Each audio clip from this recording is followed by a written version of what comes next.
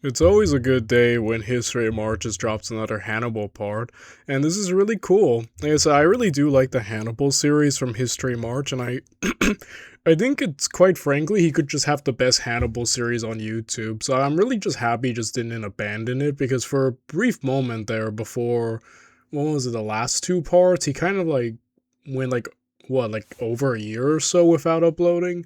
So I don't know. I'm really happy that he's keeping it up, and also it does help that Hannibal Barca is my favorite military commander. So yeah, a little bit biased for my part, but yeah, I'm gonna be enjoying this. Today we're looking at. I assume this is the point where the Romans capture Capua, and which I think has been said to be one of the strongest or like richest cities with a rich area, second only to main Rome itself. So obviously a big blow to like um Hannibal's whole little, how do you say, influence on southern Italy. So yeah, I don't really have much else to say other than I actually really just want to get into this. So if you want to watch the original video by History March, the link is down in the description down below. And if you enjoy my channel and you want to help me out in any way, shape, or form, feel free to please like, comment, subscribe. If you want to go an extra step further, maybe consider becoming a Patreon member. It's only for $1 a month. You get exclusive content and early access to videos. So with that said, without any further ado, let's do. Following the chaotic draw at the First Battle of Capua, the decision by the Roman consuls Flaccus and Appius to split up and march their armies in opposite directions was a masterclass in strategic evasion. On the fields in front of Capua, they recognized Hannibal's tactical superiority. They simply could not win a pitched battle against him. By splitting their forces, they forced Hannibal into a difficult choice. He could not chase and destroy both armies simultaneously. But this was not Roman cowardice. This was Roman pragmatism and their ability to see the bigger strategic picture. The ultimate goal of the maneuver of consuls Quintus Fulvius Flaccus and Appius Claudius Pulcher was to bait Hannibal into leaving Capua. They knew that Hannibal actively pursued pitched battles in the hope of destroying entire Roman armies, because otherwise he could not win the war of attrition. So the two consuls calculated that by offering themselves as targets retreating in different directions, Hannibal would give chase, which would leave Capua vulnerable. And give chase he did. Yeah, that's very smart. Yeah, several things there I want to quickly comment on. I've often said that the biggest flaw with the anti-Roman side of this entire war, this Hannibalic war as I call it, is simply the fact that Hannibal Barca can't be everywhere at once. That's kind of the biggest problem. Um, the thing is that wherever Hannibal, it's kind of like the Napoleon effect we kind of saw in the Napoleonic Wars, where, like around, I think it was around what, the Sixth Coalition, where the idea became to not fight Napoleon anymore, but to fight his marshals and to not give Napoleon battle. It really is similar. I always bring that up because I always do think you've made it as a military commander when your enemy's best option is to not fight you anymore. Like I think that's pretty. I think that's pretty cool, and it's very telling. And yeah, the thing is that all the other Carthaginian commanders, including Hannibal's own brothers, Hasdrubal, and even like his allies like Philip of Macedon, just can't like win against the Romans. That they're really bad at fighting the Romans. Like the Romans dominate literally anyone who isn't Hannibal in a fight. And that's the thing. That's why the other theaters of war end up serving the strategic aim to essentially cripple the Hannibal side, because Hasdrubal essentially just loses Iberia to the Scipios, and that there goes Hannibal's main, you know, um main base of operations. And then you have Philip of Macedon, who ultimately doesn't really provide much help because the Romans managed to bog him down in his homeland. And then you have when Scipio Africanus himself goes to Africa, and then Carthage can't defend themselves from his onslaught, and then that forces Hannibal to leave Italy. It's like, um, it's like all the I think that definitely the failures of everyone around, all the Hannibal, all his allies, and anyone on his camp essentially helped the Roman strategy of winning the war without giving too much of themselves and their manpower to Hannibal like previously. So it really is smart. Like the Romans definitely grasped a strategy and a way to win in the long run. Meanwhile, Hannibal, for as much as I love Hannibal Barca, he really wasn't good at strategy, at least in a sense that, like, in this conflict with the Romans, because the Romans obviously would never give up or surrender to him. This no matter how many armies he destroyed. So at the end, Hannibal was kind of like just stuck. Like I think as a tactician, Hannibal is easily one of the best. In fact, I would just place him as the best. But that's a very biased opinion there. Um, but tactics alone can't do it all. Just winning battles, you can win a lot of battles but still lose the war. And I think Hannibal is a very good example of that kind of, like, strategy and tactics kind of go hand in hand, and the Romans had both, while Hannibal mainly just had the tactical edge, and his strategy unfortunately just did not pan out. um and again, this is incredibly smart because Hannibal's whole thing is that he needs battles to sustain momentum, keep people happy. um that's why the Fabius strategy is such a genius strategy. It essentially robs Hannibal of that momentum, that initiative.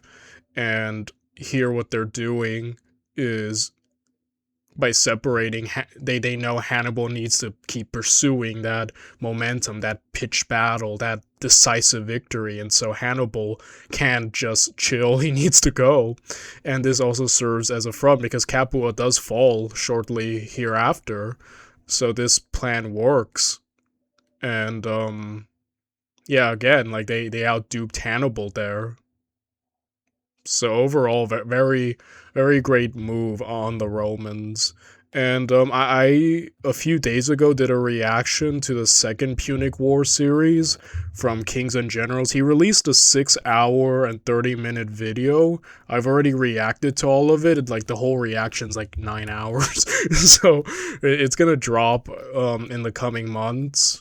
But so like I've kind of um caught up with most of the battles already now, so I kind of know what's happening for sure now, thanks to Kings and Generals. And yeah, just overall, mm, yeah, just overall, does not work out for Hannibal. And what I said is that the whole thing is that the Romans feel like a team. I think is the big point that I made in that video that'll be released in the coming months, is that the Romans have a lot of impressive military talent. Like, let's look at the anti-Roman side of this war. You have Hannibal, easily one of the greatest tacticians of all time, one of the greatest people to ever command an army, but he's alone in that. Like, all his allies kind of fail horribly. You have, his brother in Iberia. Hasdrubal unfortunately failed. The Macedonians aren't useful. Carthage is straight up not useful. It's like the only reason this war carries on for about 20 years is really because of Hannibal. Like, if you take Hannibal away from this, I think Carthage would have fallen like a year or two tops. Like, I honestly don't think this war would have even reached nearly the 20 that it did with Hannibal at the front. And again, Hannibal did a lot. I think he did as much as one man could do, but at the end of the day, you often hear, like, in, like, the messages of, like, movies or shows is that a team will always, a good, well-run team can always outdo one person. And I kind of do sort of agree with that. Like, there's only so much one person can do. And I say this as a loner myself who likes to do everything alone and work alone and edit alone. Just, a team can accomplish so much more if everyone, all hands on deck, And Hannibal is essentially carrying his team. But again, he's just one guy. He can't be in Iberia beating off the Scipio brothers. He can't be in Macedon, helping Philip. He can only be where he needs to be. And even the Romans attacking all his allies in southern Italy, Hannibal has to leave, like, Tarentum to go here and there, like, jumping all around. He's just one man at the end of the day, and there's only so much he can do despite all of his brilliance. And the thing is about the Romans is that it's more than that. The Romans are all hands on deck. All the Romans want to do is win and survive. They are all in perfect, unanimous agreement. Rome feels like a team. And I know most people just give Scipio Africanus all the credit, and he deserves a lot of credit. He's the one who delivered the death blow. But the thing is, Rome has so much. Like, it has a really great roster of military talent. Not only do you have Scipio Africanus, but you have his uncle and brother, the Scipio clan in general, full of competent people. I'm just going to lump the Scipios all together at this point. You have Fabius Maximus, the inventor of the Fabian strategy, one of the best, even a strategy still used to this day. You have Marcellus, a man who has, beaten off Hannibal, beating back Hannibal multiple times at even getting wins. And then you have many different lesser known figures aside from those three, like random Roman officers and consuls like these guys who are able to grasp, strategy and tactics and seize initiative at key moments and help in the effort to undermine Hannibal. It's just like Rome has a whole team of competent people. The anti-Roman side just has Hannibal, and that's it. I wouldn't call anyone else other than Hannibal all that competent when they're facing the Romans, because everyone else kind of like really failed in the long run, which leads to Hannibal's ultimate defeat. So again, I feel like Rome feels like a team. Hannibal feels like one man carrying a team, if that makes sense. If you want to even call it a team, But that's why I've often joked, and I mean this as a joke at first, but a part of me has kind of been meaning it more seriously as of late. This war doesn't feel like Carthage versus Rome. Like, that's the First Punic War, sure, but I often joke that this war feels like Hannibal versus Rome. That's why I prefer to call it, instead of the Second Punic War, the Hannibalic War, because why not? It does feel a lot like that with how much Hannibal, put in the work. And again, like I said, I just think at the end, one person can only do so much, but a team, I think, can accomplish more than one person most of the time. I say that as a loner too, by the way. I don't like working with people, but like even I can acknowledge, a team could outdo me any day of the week, or, duo.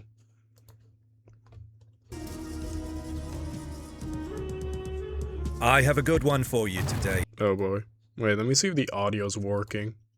A longtime fan of his. Okay, thank God. Flaccus marched west towards the city of Cumae. This was an unfavorable target for Hannibal due to its heavy fortifications and a port where Roman ships could resupply Flaccus through the city's port. So Hannibal went after Appius, who headed south into the rugged region of Lucania. This was the beating heart of Hannibal's power base in Italy. Many tribes and cities in Lucania, Bruttium and Apulia had defected to Carthage. Hannibal could not allow a consular army of 20,000 to march unchecked in the region. But Appius knew he was acting as bait. He wasn't looking for a fight. Marching at a punishing pace, Appius used narrow passes, steep river valleys, and local guides to keep his army moving ahead of the Carthaginian vanguard. On his trail was Hannibal.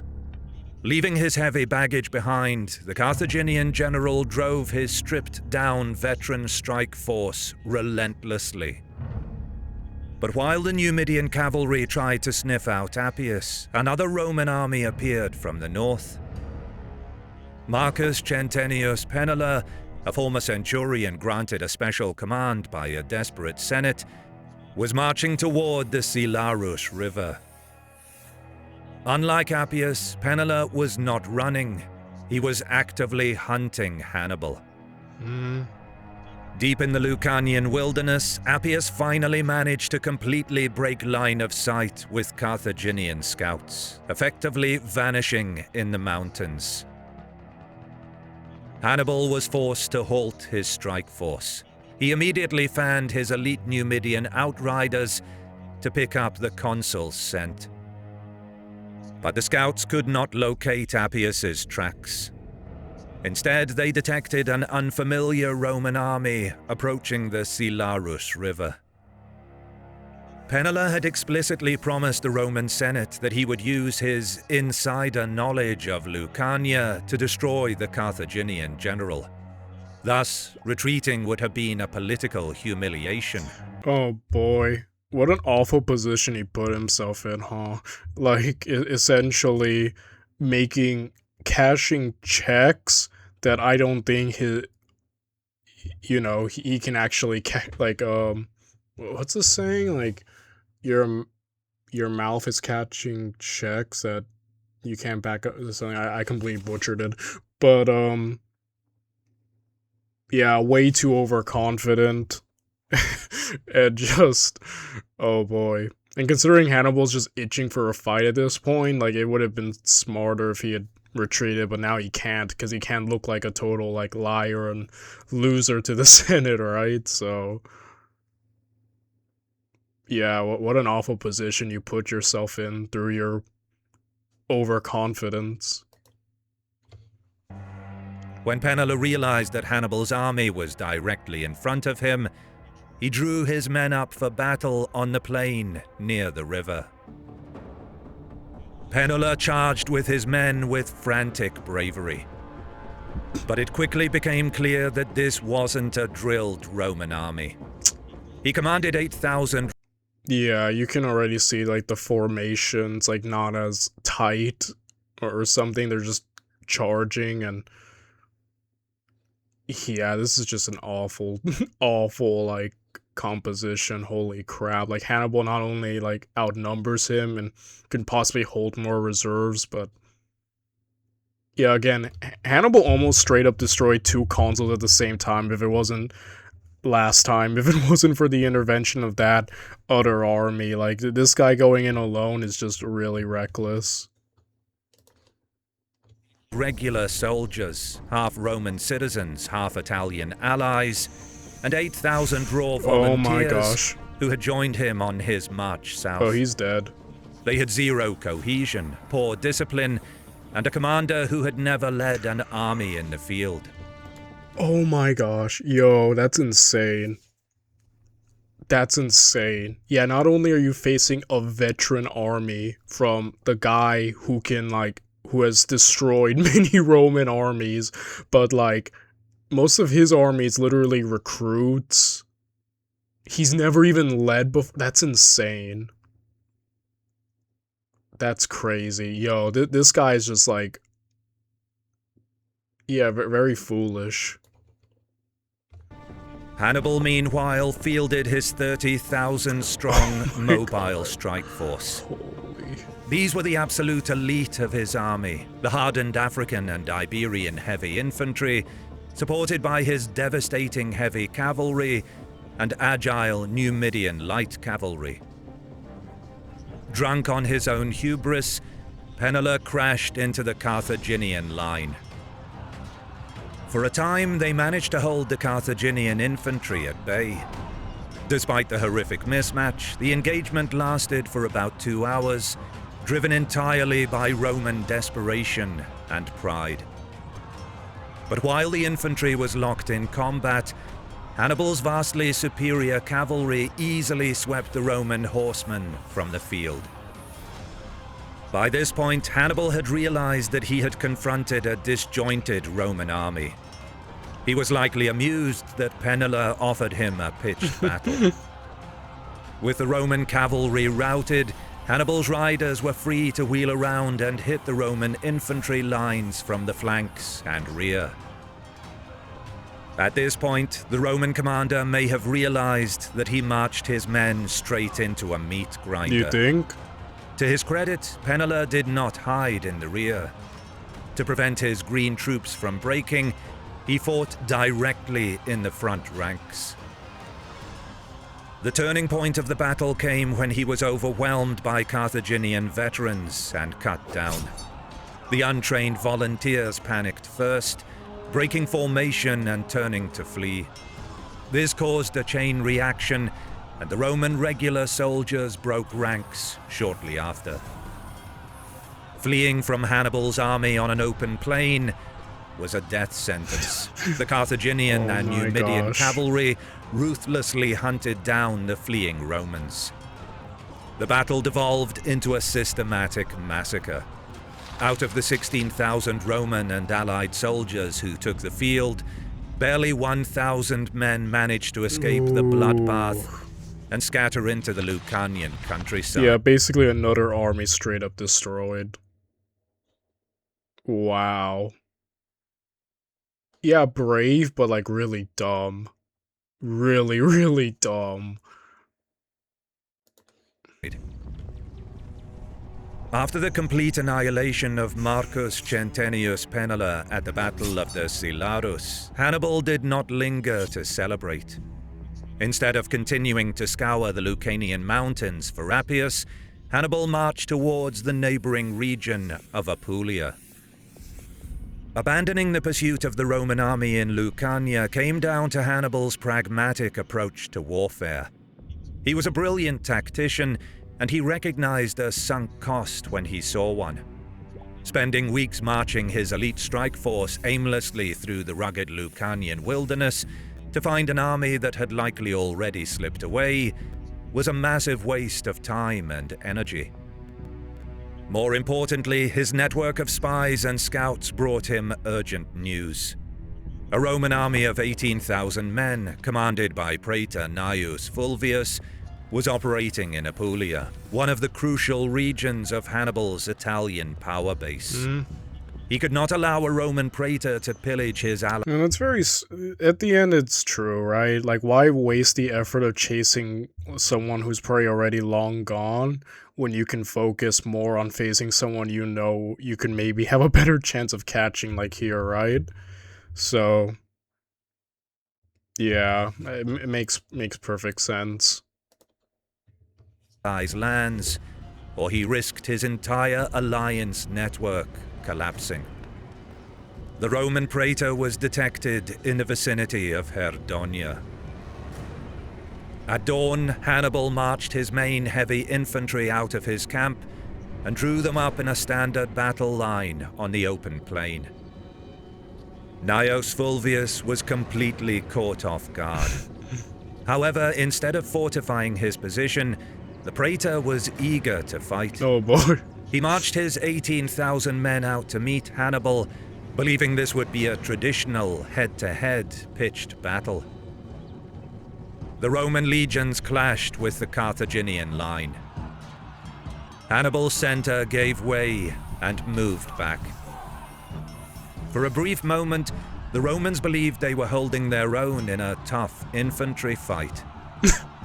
However, their attention was entirely fixed forward, exactly as Hannibal Oh had my planned. gosh.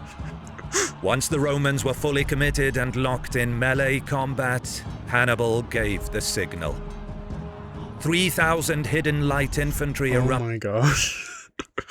Holy crap, guys. There's a reason why, we stopped giving Hannibal a lot of battles. I know Marcellus gave Hannibal more battles, but Marcellus at least definitely could hold his own, unlike these guys. So, um, oh my gosh, bro. From the woods and scrub, some distance away from Hannibal's left wing, charging towards the exposed Roman flank. At the same time, 2,000 Numidian cavalry emerged in the Roman rear to take control of the roads, cut off the escape routes, and sweep into the undefended Roman camp. The previous night, Hannibal stealthily hid these troops in the woodlands. I'm telling you, Hannibal has this down to a science, Roman slaying. I have a personal nickname for Hannibal that, like, I call him the Roman Slayer, personally. And I know that there's another person with that nickname. We covered him in the Fourth Crusade. His name was Kublai, something like that. I probably didn't get it right. It's been a while since we covered the Fourth Crusade by Kings and Generals on here. But yeah, essentially he was called the Roman Slayer. He started killing like Romans because they didn't open the gate of a city to him. And then he just proceeded to go on genocide mode. Some of you might remember his name. I have forgotten, but yeah, and essentially, like I know he's called that, but like personally, I think Hannibal is more worthy of the title Roman Slayer because my goodness, Hannibal was defeating the Romans. I know the Romans aren't at their peak yet at this point in history, but the Romans still at this point are already the strongest force, I'd argue, in the Mediterranean, Europe, even the Middle East at this point. Like this generation of Romans, not only do they survive Hannibal, they go on to wage like multiple wars against Macedon and basically conquer Greece, and then they proceed to fight the Seleucid Empire from Antiochus the Great and then defeat him. Like one lifetime of Romans. The Romans at this point are already the strongest force. They're not at their peak yet, but they're already way ahead of everybody else. I'm convinced. So the fact that Hannibal was beating Rome at this point, and at times with as much ease as he was, I think he's earned the title Roman Slayer. That's like the personal title I give him, But yeah, it's kind of like what I call Davout, like the Prussian Slayer. Just, I don't know. I like giving some of my favorites their own little nicknames.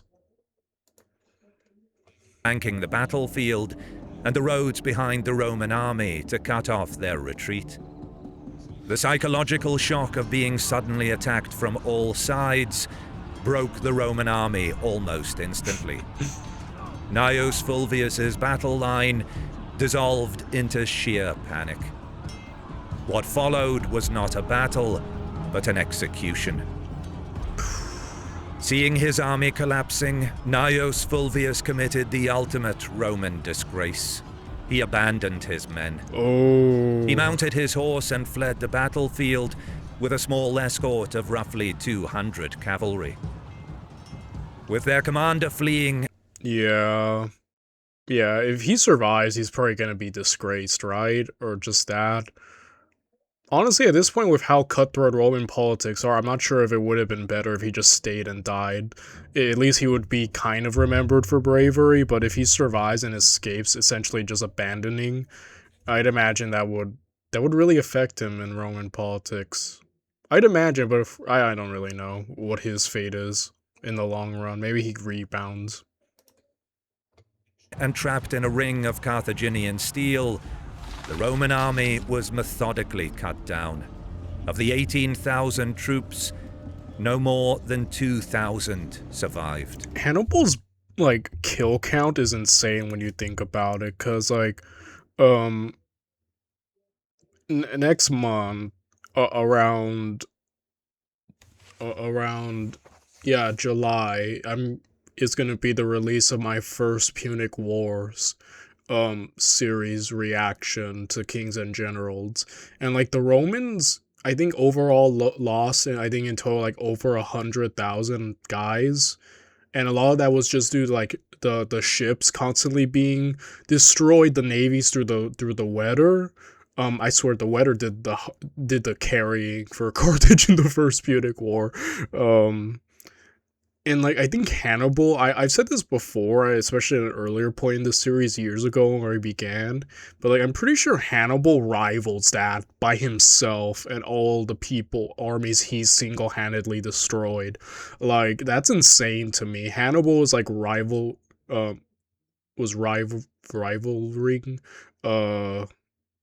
literal natural disasters befalling upon the Romans. Like he's easily killed over 100,000 Romans, like by himself, if you add up all the bodies, right? Like that's crazy to me. And the fact that the Romans keep spawning out, I'm telling you, the manpower is insane from the Romans. Like early Rome had infinite manpower. They lost that after a while. Like near the late Empire, Western Empire, they just lost the manpower cheat and they never like got it back. Because wow, just the way they could like crap out entire armies just to keep coming, it's crazy to me. In the span of just a few weeks, Hannibal had broken the siege of Capua and had annihilated 2 Roman armies. Insane. Over 30,000 soldiers. Insane. But while Hannibal was busy wiping out Penela and Gnaeus Fulvius in Lucania and Apulia, consuls Flaccus and Appius turned their armies around and marched back towards Capua. Their retreat after the first battle of Capua was a calculated move to lure Hannibal away from Campania. For the first time, the Romans managed to turn their manpower advantage into a strategic advantage in Italy. And they timed it perfectly. It was now early autumn, and the campaign season was over. Hannibal was outmaneuvered. Insane. A big example of what I said earlier, you can win battles but still lose a war. And I think like stuff like this goes to show you, yeah, impressive. Hannibal just straight up destroyed 2 armies, but at the end, in this grand strategic thing, this is a major L to him, despite the tactical victories. So, yeah, you know. Yeah, when I talk about strategy and tactics, the way I hear there's some debate about the way people use these terms. When I use it, I here's how I think I describe it on this channel in case anyone is wondering how I'm using these terms. I'm referring to tactics as winning battles and strategy as winning the overall war. That's how I view it, but I've heard some people like say describe these terms a bit differently, more interchangeably. Just so we're clear, this is how I'm referring to these 2 terms on this channel whenever I bring them up, just, you know, in case anyone ever stumbles upon this video and wonders about the way I'm using these words. Consular armies encamped outside Capua.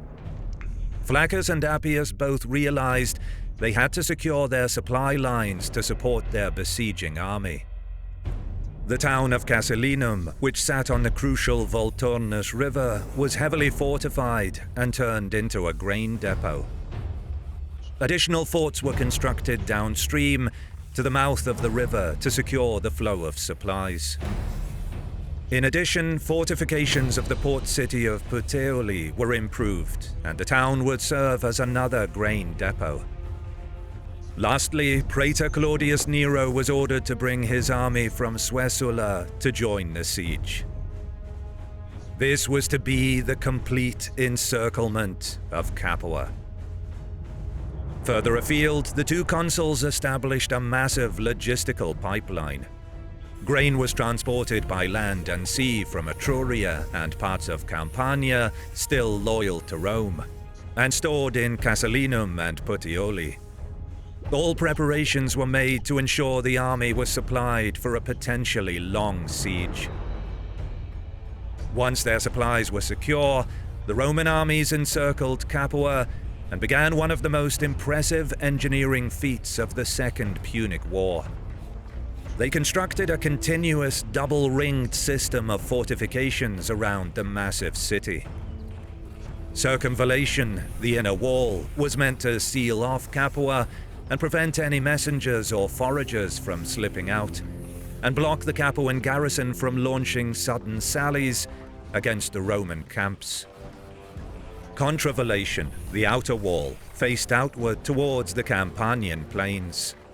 The consuls knew Hannibal would eventually return to save his allies. This outer wall served to protect the Roman rear from a Carthaginian relief force. Dude, you can tell Julius Caesar probably like jerked off to this when he was studying this stuff, because my goodness, this is very Julius Caesar. Because this is like Julius Caesar's wet dream right here. Yeah, because he was very famous about the whole building walls and then building more walls, and that was most of Caesar's strategy, huh? Does it just build a wall? It's amazing how it paid off for him so much time. He probably studied all these battles like, when worse comes to where, build a wall. And yeah. These were not simple wooden fences. They were heavy military earthworks designed to withstand a massive assault. Roman legionaries dug deep, wide trenches around the entire perimeter. The excavated dirt was piled up to create high, steep earthen ramparts. Heavy wooden palisades were driven into the ramparts, and fortified watchtowers were constructed at regular intervals along the walls, providing high ground to shoot down at attackers and keeping the perimeter under constant observation. By late autumn of 212 BC, the preparations were complete. Capua was cut off. The city would be starved out through the winter. On the other side of the Italian peninsula, Hannibal marched south to Tarentum. It might seem counterintuitive that, after securing two crushing victories at the Silarus and Herdonia, he did not turn his veteran army around and march straight back to Campania to save Capua. But the men needed rest. Moreover, Hannibal's decision to move south into winter quarters was dictated by harsh logistical realities. Marching back to heavily contested Campania in the winter meant risking mass starvation of his own troops. In winter, crops are dead and foraging is nearly impossible. An army of 30,000 men and thousands of horses cannot survive without steady supply of provisions. In addition, the Carthaginian army was slowed down by loot and prisoners taken during the summer campaign of 212 BC. The plunder had to be processed and the captives sold into slavery to fund the war effort. Thus, Hannibal did not abandon Capua. He simply recognized that the window for a rapid military rescue in 212 BC had closed. He moved south to winter his troops, process his loot, and prepare to break the Roman siege the following spring. Yeah, like I said about earlier, about the whole Hannibal can only do so much. Like, yeah, after all that marching and all that battle, his veterans probably are super tired. And yeah, that makes sense. He's not gonna be as quick carrying all that loot. And yeah, the logistics of it. Like, the Romans have the logistics settled in their area, but it does help that Capua is really close to, you know, connected to, their main base, more Roman controlled areas. So yeah, Hannibal definitely is making the sound decision. But the biggest reason for wintering in Tarentum was its citadel, the strategic holy grail of the Carthaginian war effort in Italy. During the bitter cold, Hannibal tightened the noose around the Roman garrison. Earthworks were strengthened, and a trench was dug that now completely severed the citadel from the city and the mainland. By sea, the blockade was equally absolute. Hannibal's engineers transported the entire Tarentine fleet overland to launch them into open waters. They built custom-wheeled wagons and hoisted the warships onto beds braced with massive timber that could support the curved V-shaped keels and hold the heavy galleys upright. The carriages were fitted with massive solid wooden wheels capable of bearing the immense weight of the ships without splintering. The main city streets were widened, cleared of any obstacles, and dirt was leveled to ensure the carriage would not get bogged down or hit uneven ground that could this was very genius. It really harkens into when we covered the Mehmed the Conqueror series when he conquered Constantinople. He essentially pulled the same trick with the land ships, as I call them. Getting the ships transported through land instead of making the hassle of the whole sail. Like, really cool to see something like that similar in history at a much earlier point than Mehmed the Conqueror. Hannibal really was ahead of his time in a lot of ways. The ships. Finally, draft animals and a complex system of levers, pulleys, and ropes were used to haul the ships over the peninsula. It was a monumental engineering feat to transport the ships, each weighing between 40 and 100 tons. By moving the ships overland, Hannibal bypassed the Roman citadel, which controlled the harbour mouth, and successfully launched the ships into open waters. The Tarentine fleet was formidable enough that Rome, already battling the Carthaginian fleet across the Mediterranean, would be unable to challenge the blockade. Trapped behind Hannibal's earthworks and hemmed in by hostile warships, the Roman garrison under Marcus Livius Macatus faced the harshest months of the siege. The defenders knew they were entirely on their own. In fact, the Republic would be unable to punch even a limited supply convoy through the tight naval blockade until 210 BC. Inside the fortress, famine hollowed the cheeks of the Roman legionaries. Yeah, I think these guys hold up for years, though, like multiple years of being besieged here in Tarentum, which is crazy. But the resolve is insane among the Romans. The men were cold, sick, and surviving on minute rations that were barely enough to keep them standing. Macatus and his legionaries knew they might not survive the winter. But with sheer Roman grit, they stubbornly refused to yield the citadel. While Hannibal tried to break Roman resistance in Tarentum, Carthage waged a war in its own backyard. Hasdrubal Barca disembarked at Rusadir to hunt down Syphax, who was defeated by Massinissa the year prior and retreated to western Numidia to rebuild his army. However, Hasdrubal's sudden departure to Africa pulled a large portion of his veteran army away from the Roman front in Iberia. Seizing this golden opportunity, the Roman commanders, brothers Publius and Gnaeus Cornelius Scipio, launched a major offensive south of the Ebro River. Mago Barca was left with a depleted force of 13,500 troops to maintain the entire theatre. Half of his army was protecting Carthago Nova, while he dispersed the other half to safeguard the vital southern silver mines and suppress local revolts. Stretched thin across the peninsula, he lacked the manpower to stop the Roman offensive of 30,000 troops.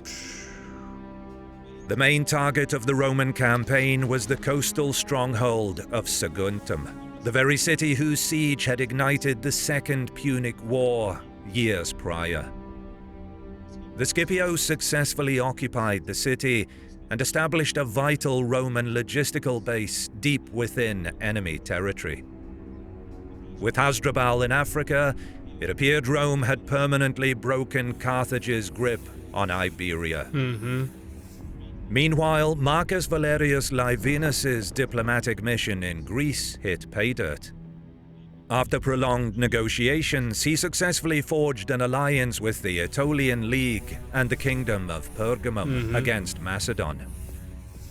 This, in effect, triggered the First Macedonian War, pinned Philip V in Greece, and ensured that his phalanxes would never be coming to Italy.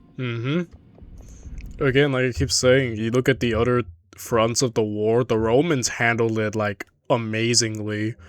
So at the end, ensuring that all the issues would come back to Hannibal's ultimate loss. Again, very genius the way the Romans just dealt with everything, the bigger strategic picture, you know? Back in Rome, the Senate adjusted its political machinery to deal with the siege of Capua. Gnaeus Fulvius Centumalus and Publius Sulpicius Galba were elected consuls for the year 211 BC. But the Senate extended the commands of Flaccus and Appius as proconsuls, which meant that the ring of earthworks around Capua would not lose its commanders during the political transition. The siege would continue without interruption throughout the winter. As the year closed, the Mediterranean stood in a deceptive equilibrium. Hannibal remained undefeated in the field, yet Rome's asymmetric multi-theater strategy was finally bearing fruit. With Philip paralyzed, Iberia compromised, and Capua suffocating, the Republic believed it had finally wrested the initiative from Carthage across the Mediterranean world. But the tactical chessboard of 212 BC was merely a prelude. Neither Rome nor Carthage could foresee the bloody campaigns that awaited them in 211 BC. I appreciate you being here for the video. Please. Okay, Hanno, the faction in Carthage was so deeply corrupt that they openly celebrated when they found out the Roman garrison held the Tarentum citadel.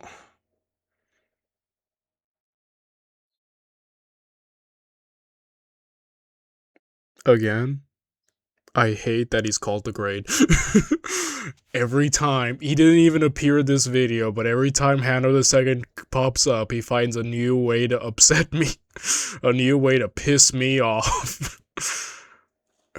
I can't stand Hanno II. Dude really wanted to lose the war. I'm convinced this dude was like a double agent. There's no way he... Okay, the Arian Claudian bloodline, consul Pulcher, belonged to the Claudian family, the most aggressively arrogant dynasty in Rome. Okay, his ancestors were infamous for ignoring divine omens. One famously threw the sacred chickens into the sea when they refused to eat before a battle. Appius brought this exact family hubris to Capua, treating the siege as a personal vanity project. Yeah, so the Claudians, right? They're the ones who unite with the Julius Caesar's family. Is that the ones who kind of create the Julio-Claudian dynasty? That would make a lot of sense why that family, if that is the same, that would make sense why that family and dynasty was a complete mess, despite the great Augustus and Claudius, and Tiberius. Tiberius was a good emperor. So, despite having, three good emperors, still, that family was a mess. and the frickin' family tree hurts my head. So, whenever I look at it. Okay, Marcus Livius became a laughingstock in Roman society for losing Tarentum due to being too drunk to command the defense. Yep, he spent the rest of his life bitterly demanding public praise for saving the Tarentum citadel. Years later, when Fabius Maximus finally recaptured the city, um, publicly boasted that it was his defense that made the victory possible. Fabius cuttingly replied, "Certainly, you never would have retaken it if it hadn't been lost at first." Oh boy. I mean, I understand definitely why the Romans doing that, kind of picking on him, because yeah, the city wouldn't have needed saving if he had been on guard the whole time. But I don't know, Hannibal's master plan in taking Tarentum, I still think still was kind of a really great plan. Like I think any Roman may have fallen for it. And again, yeah, holding the citadel, I don't think the citadel ever fell. Like, that's a really strategic, important thing that we covered last video that Hannibal really needed. And that was a big reason that Hanno the Great could, argue against Hannibal. So, and continue swaying the Carthaginian Senate, to not fully support Hannibal. So, yeah, actually that was in the long run, in the bigger scope hindsight thing, an incredibly great thing that yeah, he screwed up losing the main city, but keeping the citadel was great for the war effort. So that's kind of sad that he kind of got disgraced at the end, because I mean, I can kind of get it, but at the end the citadels what I think mattered most, and that he kept that. So I think he deserves praise. I'll give him praise. They held on for like years through starvation and stuff, and did not give it up. So overall, yeah, he gets praise from me. And yeah, that was the Hannibal part 23. And when the next one drops, who knows when it'll drop, but when it does, I'll be there for 24. With that said, see you everyone.